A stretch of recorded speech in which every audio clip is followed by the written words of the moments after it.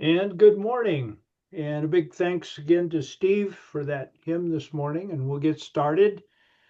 Uh, I'm always a little sheepish in saying when you see the numeral week number, numeral, and then the A, you go, oh my goodness, he's going to belabor this. I don't mean to, but we are on week 236, and it is A of A and B because the content here at this pinnacle time at the arrest is so important. And I think it's just good for us. We're not obviously in any hurry to slow things down, verse 12, and look at it in two parts. And it'll become apparent here in a moment when I introduce it. So today we're on 236a, verse 18:12.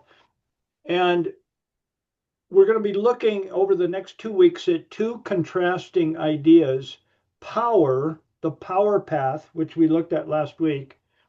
Power binds. And power, I look at, is the common default mode of humankind: power, the need for power, or we could use the term control. Power binds, cruciform sets free. I introduced and defined that word last week.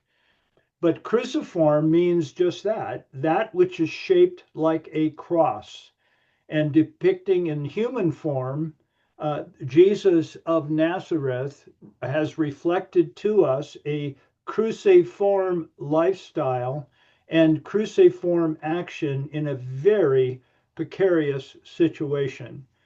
And that pathway, cruciform pathway, sets people free. So that's what we're going to look at this morning. Power bind. Morning, Carl. Good to see you. Morning. Thank you. Thank you. Last time we were together, you guys are familiar. We've created two images. Well, actually, both are from the text itself. On the left is the sword, and we've talked quite extensively about Peter's action with the sword and Jesus's response. And that sword represents the power based path or direction, avenue, road, whatever you want to call it. It's a direction. The cruciform path is not within the text. It is within the text, but it's more in the back seat. And that is what's depicted through the person of Jesus of Nazareth.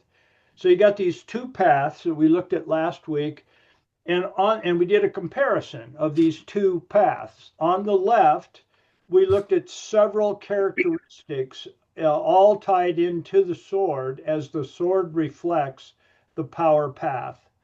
And then we look at in a comparison, point for point. We went through and looked at the cruciform path, um, and its individual characteristics, and that's where we ended. So the two paths have been introduced, and now we're going to see how this plays out in what's happening within the text.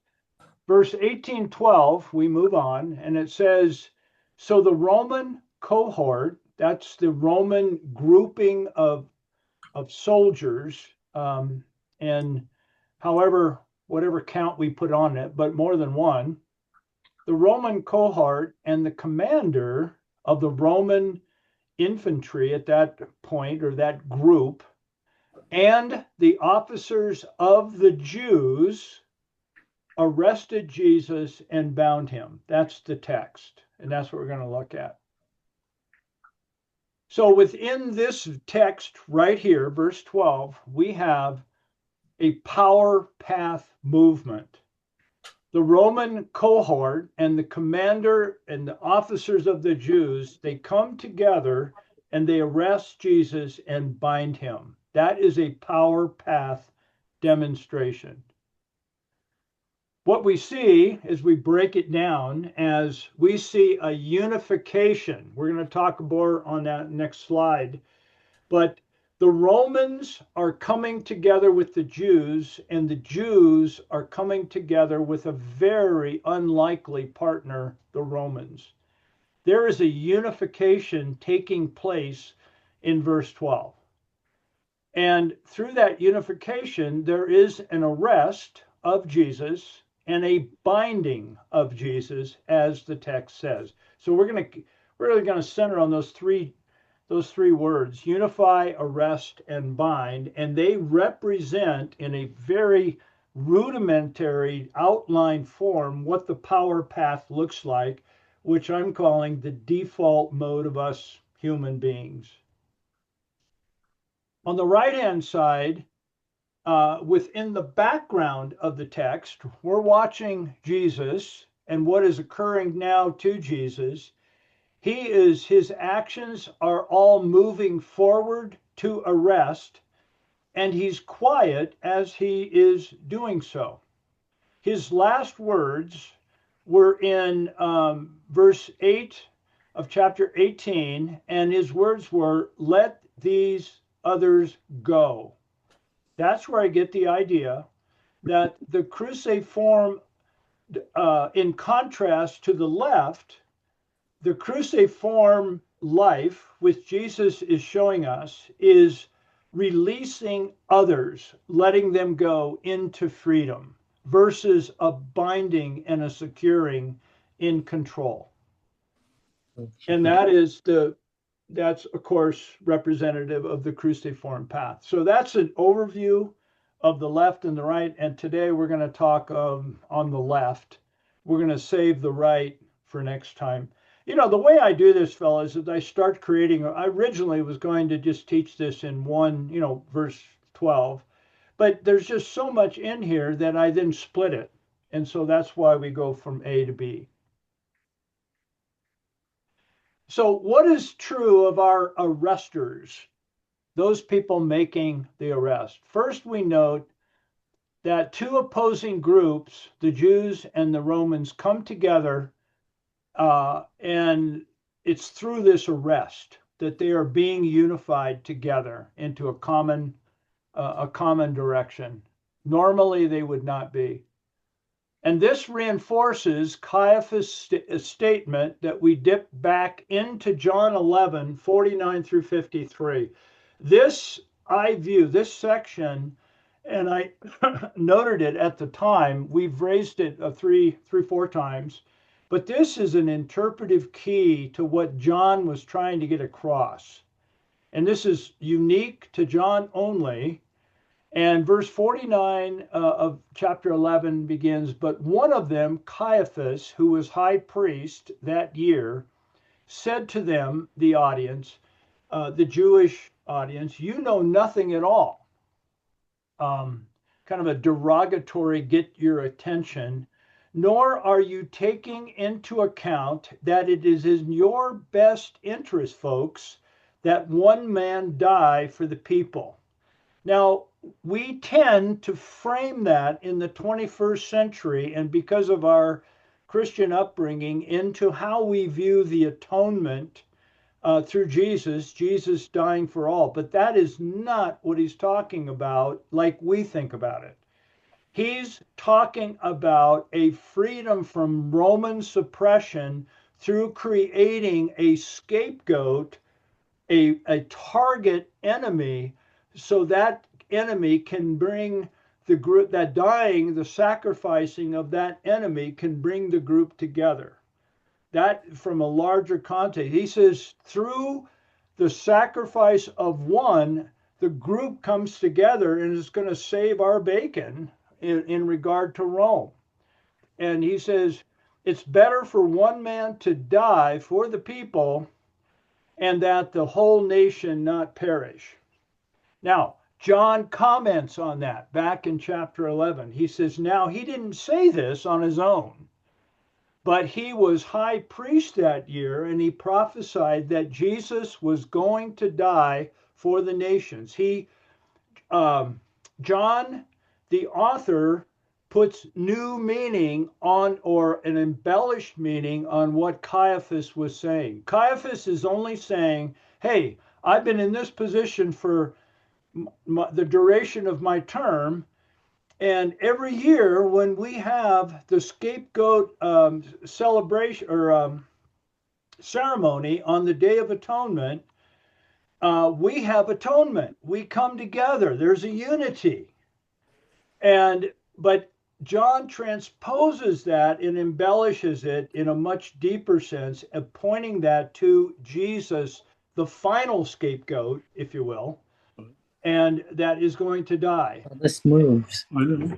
And he says, You and bump not for the I know. nation only, but in order that he might also, Jesus, might gather together Dead child, buddy. one, the children of God who are scattered abroad way beyond the Jewish, the Israel. From that day on, they planned together to kill him. So the whole idea, there was a strategy developed way back in chapter 11.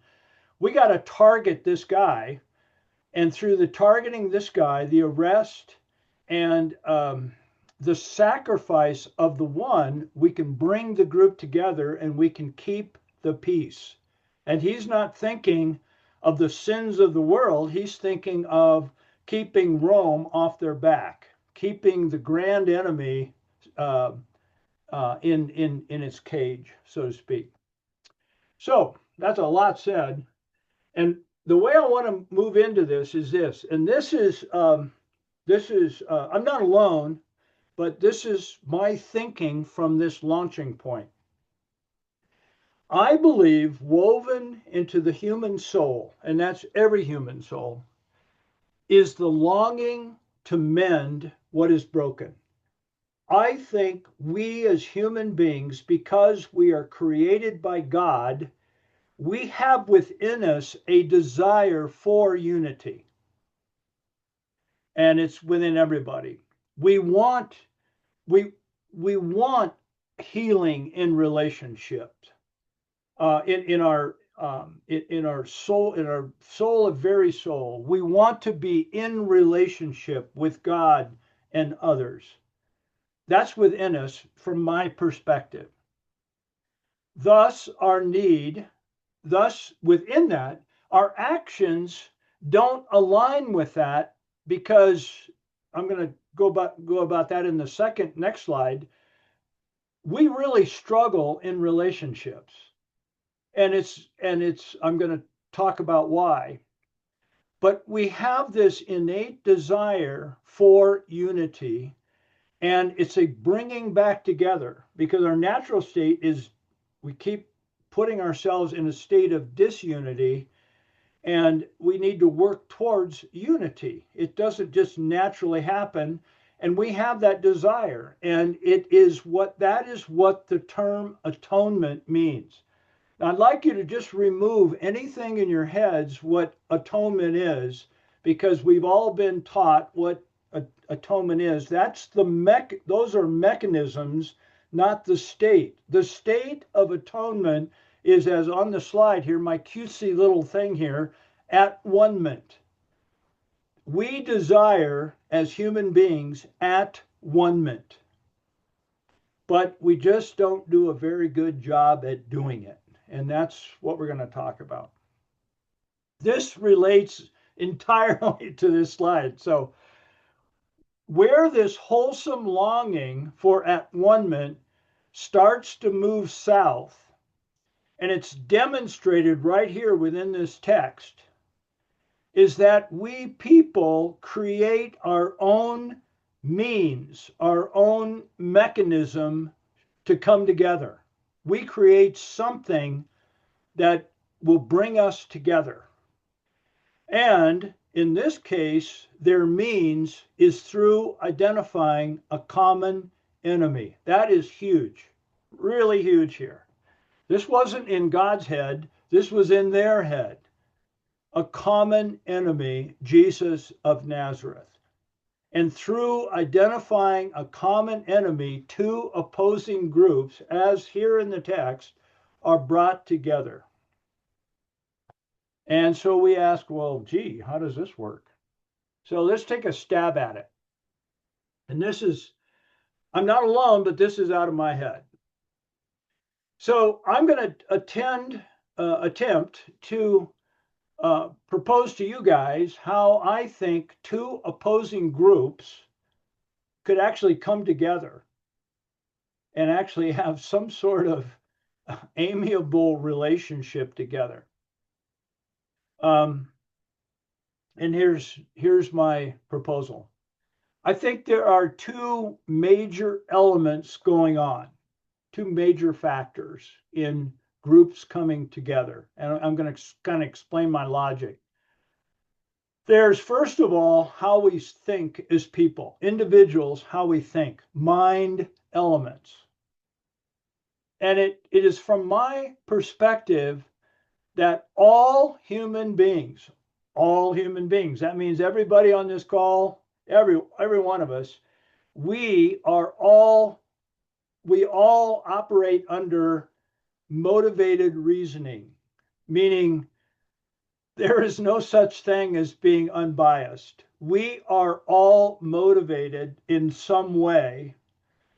Many of us, probably most of us, all of us on this call are motivated. We have similar motivations because of our upbringing, our church relationships, our political ideals, and so forth. Whatever those are, those motivate our reasoning. And that's part of being human.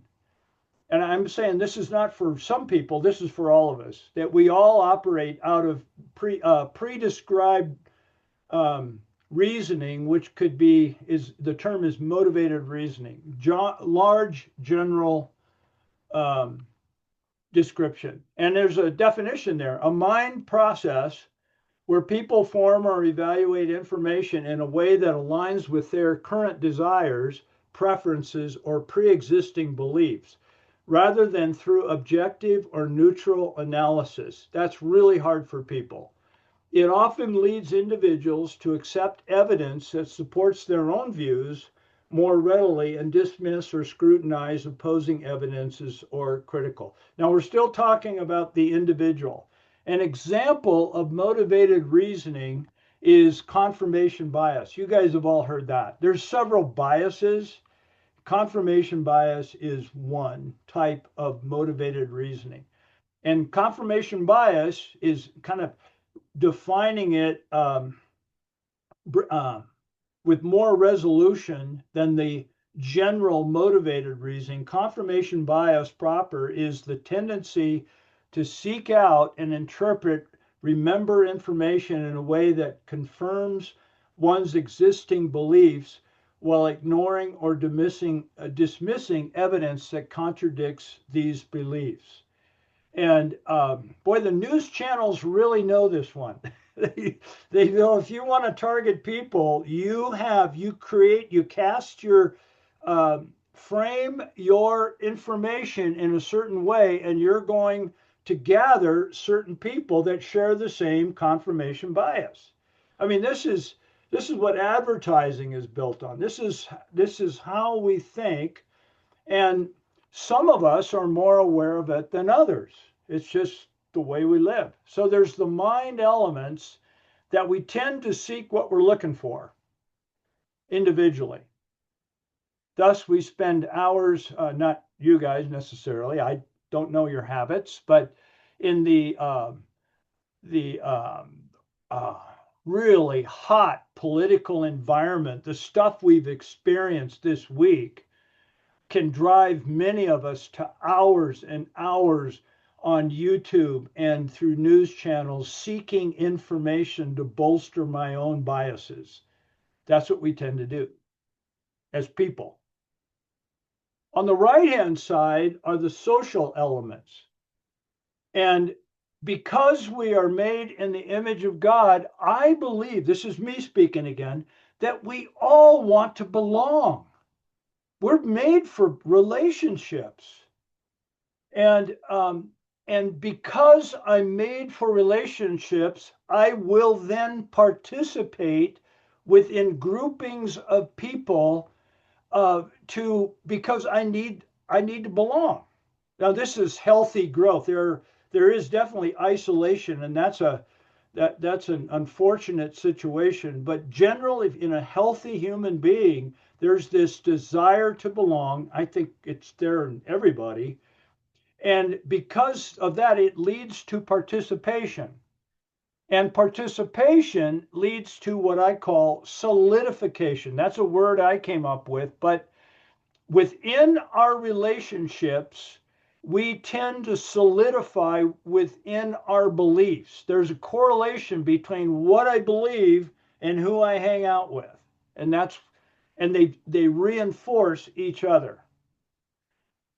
Notice it's not the relationship here in social elements isn't a one directional circle. I think it's bidirectional, meaning I have this innate need to belong. So I participate and I want to move towards a solidification. Solidification demands my participation, and belonging is just kind of a given. So I'm seeing it not as a one belonging leads to participation, and participation leads to solidification, which is generally true. But I think there's a dynamic moving on back and forth all the time because relationships are just so important. Now, here's the point. This is the point of the slide, 1 and 2. Social circles on the right, what we would probably, many of us, it's church, it could be our bowling league, it could be our golf club, whatever it is, our grouping, our social circle, our friends, those, that grouping supports my personal beliefs, or I wouldn't be involved. And my personal beliefs contribute to the solidification of the social circles. The two work in tandem, and we need both because we're human. And we're created for relationships. Number two, and here is where the tipping, not the tipping point, but the launching point in how we see this happening. If this dynamic is true, what we see is a next step, which I'm explaining in point 2. We see two isolated social groups, circles, that are diametrically opposed to each other, and we see them come together. That's what we see. And I'm trying to explain why this is. Okay, and my reasoning is this. Conflicting social circles tend to connect, come together through the identification of what both groups are against. What both groups are against. Now, I'm making a real point here because I think groups tend to come together more often through what both are against than what both are for. For some reason, because of how we are as people, we tend to identify what we're both against, and that brings us together. That's my thesis this morning. Now, side note, I think this is really a side note, but I think it's really interesting. This is like something you can ponder. Okay, I got to thinking about this, and I go, gee, if we humans did not possess, or I'm looking at this as at the 30,000-foot view, we humans did not possess or have access to the need to come together, however we want to define it. This internal need to come together, then humanity would have drifted apart into social isolation. There would be a natural movement within humanity that would tend to isolate after isolate after isolate. C.S. Lewis talks about this, he graphically illustrates this in the book of Great Divorce, where people in hell are continually move outward in expanse. That's the idea. But I believe that this is evidences to me that the grace of God is present in the here and now to bring us together. Unity is in the mind of is part of the mind of Christ a unification, and it's all done through God's grace that is here in the now. Without that, I think our general tendency would be to isolate. That's the point. So it excites me. That excites me. Where we go and take this in a misdirection is where we then tend to define the mechanism to bring us together, most often an enemy. And that's the unfortunate piece. And I think that's why Jesus has come. So there's a lot here on this slide for us to think about. But the end game, the bottom line for this slide is this image that we're going to use probably on and off from here on out. And this image represents the human condition, all of us, everybody. We have lenses so we can see. We're able to see, we're able to discern, we're able to judge, we're able to act through our lenses. But those lenses are filtered, they're colored by our social circles and our involvement in life. We all see things similar, and we all see things shaded through what has been given us. And not only that, but they're cracked. We don't see things, to some degree we do, and some degree we don't. And that is how I can graphically represent the human condition. This is what we're dealing with, and this is where Jesus is at in this moment with these people. So we carry that to the next slide. And now I'm going to illustrate. I laid out kind of the building blocks of how two groups can come together. Now I'm going to illustrate it. And everything in the prior slide leads to this first movement here on this next slide is the human condition. Humans, as we see in this verse. Humans are acting from their lenses.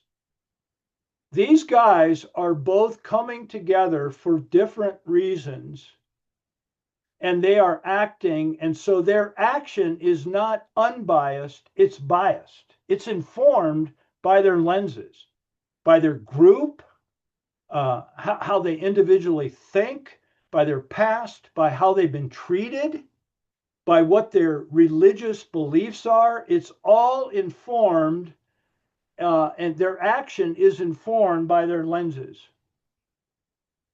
The next movement is they're acting for a desired effect. They see like they see, and they have a desired effect. All of us do this. And this naturally creates conflict because we all don't see it.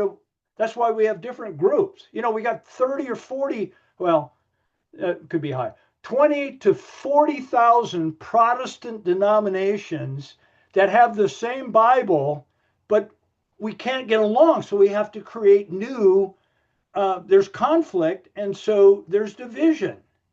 That's one example within our circles. So it naturally creates conflict, but we're all looking for a desired effect of what our lenses are telling us is right. And that's true of these guys. They're doing what they think is the best, as Caiaphas said, for the nation. Now, let's move to level 2. Within all our humanness, there is the need for at-one-ment, because we're in the image of God. So there's a well-meaning desire. The desired effect is well-meaning. They don't hate Jesus. They hate the situation, and they want to do what they think is correct in order, which is the sacrificing an individual. That's what we humans do. We put people on the altar to sacrifice them. Desired effect, but this desire that they both share is for the way they come together, let me rephrase it: human motivation for at atonement. And so how they come together is through seeking an enemy, Jesus. They are they are they agree on the enemy. So they seek an enemy. And that enemy then is now revealed or cornered in the garden. And so they arrest the enemy. And this, in my mind, is imagery to the Old Testament, Leviticus 16, to the scapegoat. And we know that term. We've got to find a scapegoat. And if we can find a scapegoat, we can come together. And then that leads to atonement. Atonement at one-ment, but the problem with it is it's atonement as the group has defined it. And that's problematic. They define it. So that leads to solidification, which is the hardening of the arteries. It's the cement. It is, they are creating something and it is hardening and solidifying. And so my note is we humans create our own mechanism for peace. I think our desire for peace is God given. Where it goes south is we create the mechanism for that peace. And I would call it false peace. False peace solidifies one's personal beliefs, and it also solidifies group beliefs. And thus we have a coming together. This whole idea of solidifying. We contend through identifying a common enemy, something we both can disagree, something we both identify as a problem, we can come together. That's the idea. So social circles solidify beliefs, and beliefs solidify social circles. They are in tandem. They work together. And second, social circles connect, unlike social circles, connect through identifying a common enemy, a scapegoat. Now, one more slide and then we're going to discuss. So, why do we do this? We do this as human beings because it works, at least for a while. So, I'm going to illustrate this. We've got well-being on the vertical axes and we got time on the horizontal axes. A sense of personal well-being. Call it an inward peace, an inward solace. And I'm somewhere in the middle, and I'm a human being that has all the characteristics, because I'm human, represented by the cracked lenses. Okay, that's me. And I would say that's everybody. Everybody's in this state. And so we're bumping along in life. And through my social circles, I become aware of something. And because I already believe basically what my social circles believe, it captures my attention. So I go, man, maybe I better find out about this. So I go to YouTube. Oh, wonderful YouTube. And I look up this problem.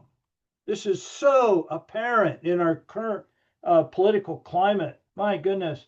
And so I look for on the YouTube what I would call an EF, an enemy fix. I want to go and learn about this that I've learned through my social circles.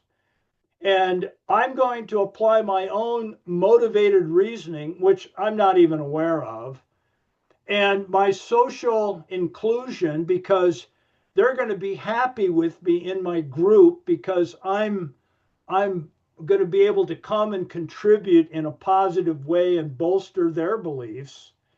And so I seek an enemy fix. I go and spend some time on YouTube, And I actually have a well-being surge. It actually makes me feel good that wow, I'm doing something important. I'm right.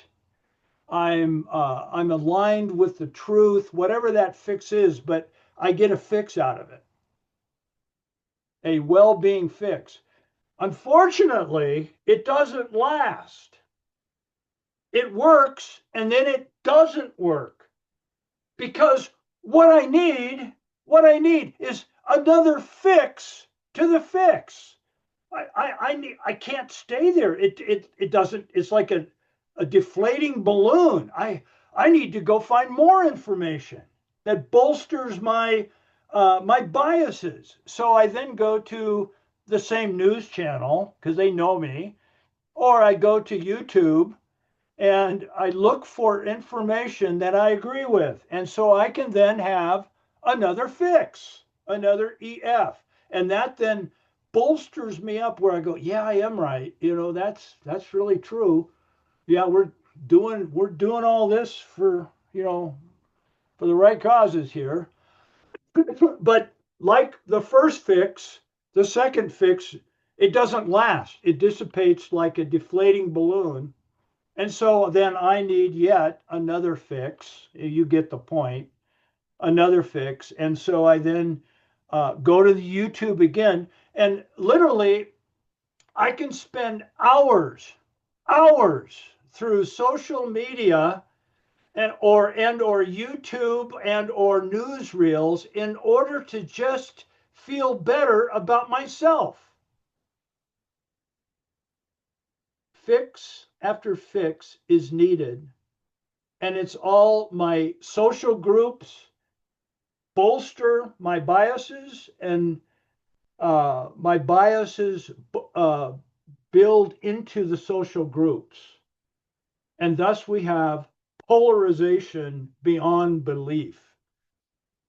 What we have over time, as far as here I am, this innocent individual way back, and my well-being. God, all I want is peace, but my peace is going down because I have to keep bolstering. If I'm on this track, it's like a funnel that we get sucked into. And that, and we seeing it demonstrated right here on the screen. Examples. This is how I cast in my head the annual scapegoat event of Leviticus 16. There was an annual event where on the Day of Atonement, there were two goats. The high priest put all the sins of the nation on the goat, on the one scapegoat, and the scapegoat was released with under a guide into the wilderness. And Leviticus 16 states that when the people were standing around, picture it as a public testimony, when the people were around and they saw that scapegoat being released, they could go, Martha, oh my goodness, we're free for another year. Our sins are being removed. And in 1610, it says, at that point, atonement, at one took place. Did God change? No. It was the people were brought into alignment with how they perceived God. They were free at that moment from their own constructs that they had put themselves under, and atonement took place at that moment. A more current example is post 9/11. This whole idea of why having an enemy works. Okay, post 9/11, I was on the coast of Oregon bicycling the Oregon coast, and it was unbelievable what we experienced that next day. The day before was just like normal traffic on Highway 101, but the following day, the United States flags came out, and everybody had a flag, and you go drive in or bike into these small towns, and it would look like the 4th of July. There was a unity and an instantaneously coming together in unity as a nation, opposing groups. But unfortunately, there was one group uh, if you were an Arab of Arab descent during 9/11, your life was much different, and there were profiling going on, and people were marginalized. Not the first time in U.S. history, because we can talk to our brother Tatsi about that, but how in the overall story arc of unity, there was disunity because there was an enemy, a perceived enemy. And if you were of that color and race, you were you were guilty until proven innocent. And this is how we people tend to operate. Today, we've looked at how two opposing groups can unify through identifying a common enemy, which they did in the person of Jesus of Nazareth. Within this verse, we see hope restored for the people through EF. They're having an enemy fix at this moment. They have identified an enemy and they're coming together, two opposing groups, to arrest this enemy, and it gives them kind of a fix. And what they do is they arrest and they bind. They think they are in control. They unify, they arrest, and they bind. And this is characteristic of the human power path. This is what we as people tend to do. The sword represents human fear, the need to resist, dominate, and maintain control. Now, as Christians, we tend to do that in a nice Christian way, but it's still the same flavor. From our own experience, here's the question. From your own experience on our call, how have you seen people unite through identifying a common something or someone to blame? Let's just talk about that. Uh, some of you may have a contrary decision or point of view, and that's great. And what does this tell us about us? This whole idea of coming together through identifying an enemy is what we see in the text, and that's what we want to talk about. So I'll just open that, talk from your own experience. What does this prompt in your own minds? And what does this tell us about us as a people? So I'll let you guys talk.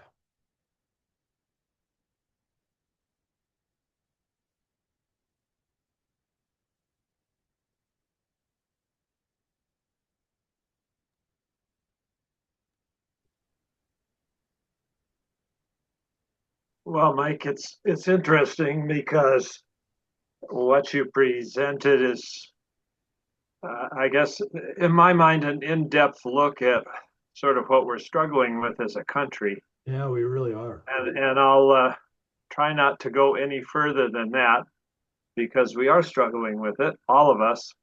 Um, you know, part of what's interesting to me about this, and this is not inherently spiritual or inherently going to build us up, but you've got technology now reinforcing when you put your graph up about the need for a fix, the need for a fix, the need Yeah. for a fix, you've got technology supporting that because the algorithm will feed you news stories that confirm the bias that you've begun to pursue Yeah. when you first hop on social media. Yeah. And I guess I just say, may the Lord help us Yeah. to deliver us from ourselves. I don't know what else to say, Well, but that's again a really astute observation. Thank you, Steve. And if because of your background studying human psychology and counseling and so forth, if you have, I mean, yes, you've identified it and affirmed it, but if you have help for us of how to move beyond that as individuals, we'd all appreciate that. So I'll just throw that out there. Mike, I Yeah. had a different thought on on this a little bit. The the problem I have, and I think the problem that sometimes we have as Christians, is that we misidentify the enemy. So what I'm thinking is the enemy to us as humans is sin. The Yeah. the enemy that causes destruction in our lives is sin. So we come together as Christians to fight against that. The problem is too often I misidentified the enemy as the sinner, Yeah. and my fight then becomes against somebody who lives differently than I do or believes differently than I do. So I gather around with people that believe the same way I do, that this this sinner is the problem, not the sin, and so I end up fighting, and I'm just like the Romans and the Jewish leaders coming together. They're supposedly fighting against what Christ is doing, but they end up identifying Christ then as the enemy. So they go after him. Um, I'm kind of wandering with my thoughts here, but my problem is that too often we as Christians misidentify who the enemy is, so we cause destruction to people rather than trying to bring healing to somebody that's in a sinful lifestyle uh, by fighting the sin, not the sinner. Jeff, like you always do, you really surmise things really, really well. And if that idea, I know you were saying, you were wandering, or you're really not, but you take that idea as we're setting this up to look at the crucifixion, and we're going to enter into that crucifixion through, what we're talking about now. And if you kind of put that thought on simmer, that's a really good informing way. That is really within the text in the movement of where we're going to understand what happened on the cross. Yeah. So thank you. Thanks for sharing that. Guys, I got a couple of things. One is not at all scriptural, and one is the not at all scriptural is one that we've all heard before. And Jeff, it really um, speaks to what you're saying too.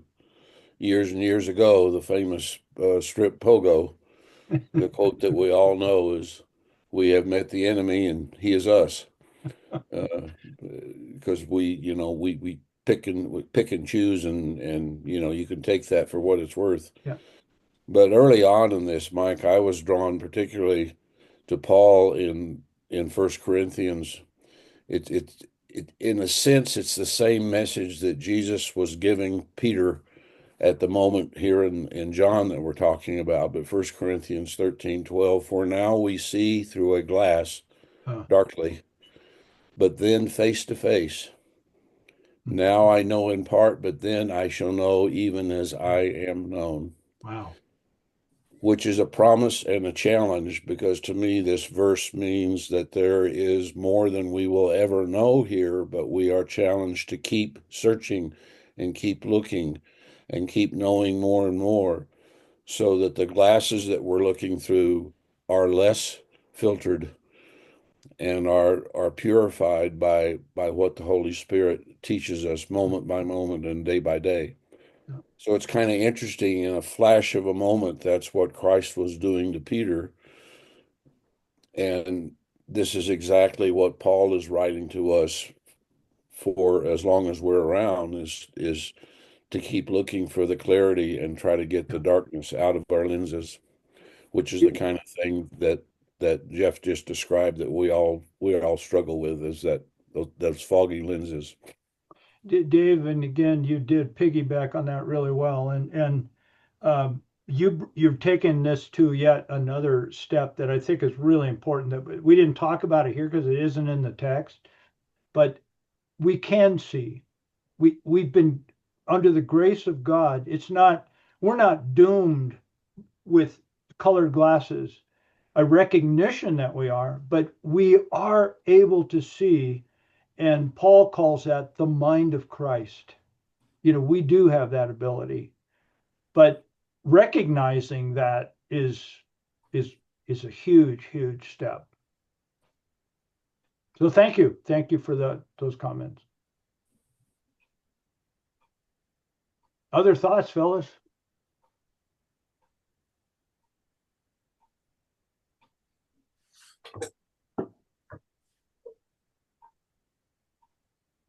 We're kind of experiencing it uh, geopolitically, I guess it's called now, with Iran and Israel. And I think the urgency of it, for me at least, is that the clock is ticking. We can look at it and say there's a difference of um, doctrinal difference between Iran, Muslims, they have a Ayatollah running the country and it's a religious state and they think we're infidels and on and on and on. And you can say, well, I just disagree with you. Then, you get on with your life and I'll get on with mine. And one day we'll find out. But the clock is ticking. And the one day could be a nuclear weapon. Yeah. And so while we're evangelizing and trying to change people's minds, they're building nuclear weapons or wanting to. We may not care what Israel does or even care about Israel, but we know that they're trying to stop Iran also. So we have a common enemy now. As a person, we may not care about Israel, we may not care about Iran. I'm just living my life in Fort Collins. But I do know that if we get together, these people that are going to try to blow me up will stop. So suddenly we have common friends now. It's all it's nice to disassociate the sinner from the sin, and that's probably the right thing to do, unless the sinner's carrying, the sin that the sinner is carrying is at my doorstep and he's going to kill me. Then you got to do something. Something has to happen. You can't just pass out tracts and hope they read them. So I think that's what the people with Caiaphas and what the priests of old did and what the Romans ultimately did for political stability. This Jesus is preaching a new doctrine. We don't care. I could care less. I'm living my life in the city. I'm selling figs. Leave me alone. But these people are getting bigger, and now suddenly there's more of them, and this doctrine is starting to take on, and we got to do something, because next thing you know, Rome is going to hear about it, and Pontius Pilate will lose my job. So let's kill him, and then we'll get on with our life. You know what I mean? There's like the practical aspect of what the theoretical uh, thoughts are, and that's, I think, we find ourselves in more often than not. We kind of ponder and know what the right thing to do is, but I got 10 minutes and I got to make a decision. So I'll hit him in the head with a stick and maybe he'll go away, you know? Good. Thanks, Vince. Yeah. Thanks for your thoughts, Vince. Other thoughts, Phyllis?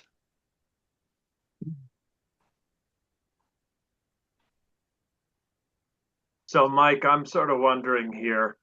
I just raised questions, but in 2 Corinthians 5, it talks about that we have we have been given the ministry of reconciliation. Right. Oh, that's good. And, you know, it seems like to me we need to learn more about how that ministry is to be practiced, how it is to be lived out. Um, and I, I'm not using this to address the international stage like you've so well have put, Vince, but in our personal relationships and in the groups that we participate in, what is it to have a ministry of reconciliation? Right. Um, That's so when good. we tend to want to scapegoat or um, find a common enemy. Right. Great. Great. That is a great passage, Steve. Thank you. Great. Yeah. Carl, yes, would love to hear from you. Oh, just a little thing, the phrase that you use, polarization beyond belief. Boy, that's really in our society today, uh, how we've become polarized just beyond belief. I mean, it's just, and that can happen to us in so many ways, I guess. But that little phrase really caught me, Captured. Yeah. Yeah. captured me this morning. Yeah. Hmm. Yeah. Thanks, Carl. Yeah. Yeah, another thought I had, because what Steve and Carl had just said is that we've been given this ministry of reconciliation. Um,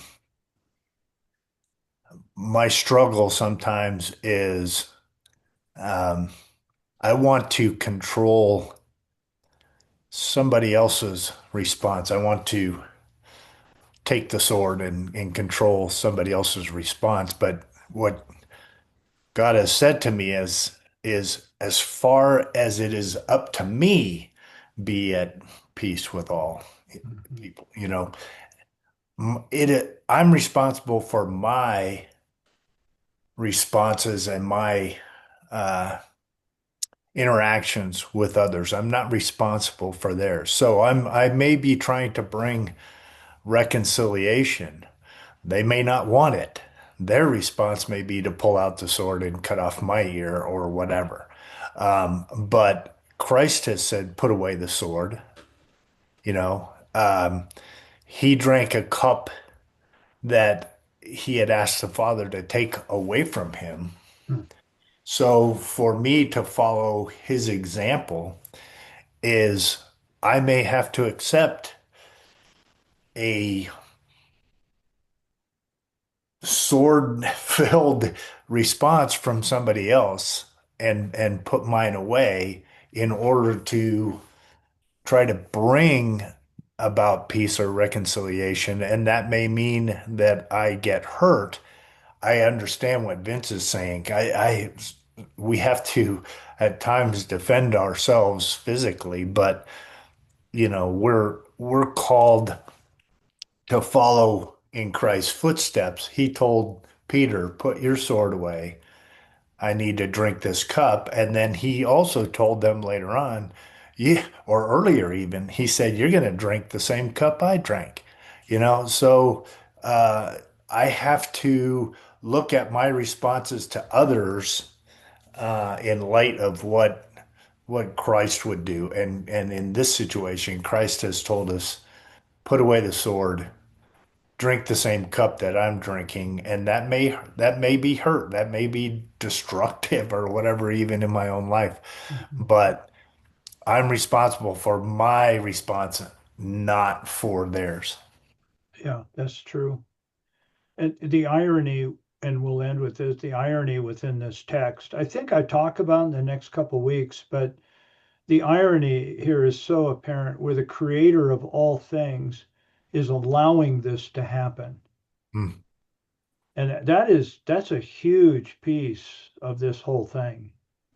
Um, yeah, so how we respond, that jury's out. how we respond in a given situation, I know from my own experience that I have tended to pull the trigger of response, aggressive, opposing response too quickly and have done damage. Whether we pull it at all, that's the question, Vince. I mean, how and when? I don't think we know. I don't know. All right, fellas, another good discussion, and we conquered 236A. We're going to look to the cruciform side next week. We're going to build on this. Some of the slides will be similar, but we're going to look at the same criteria through a cruciform side. And not that we're attempting to solve anything, but we're in a state of contrast here. The Son of God, human Jesus of Nazareth, allowing this to happen, and love is in here immensely of what is going to happen, and the response of the crowd, which really depicts a commentary on how we people tend and what we tend to do to other people. We looked at that today. We're going to look at the other side next week. So have a good week, fellas, and we'll see you next.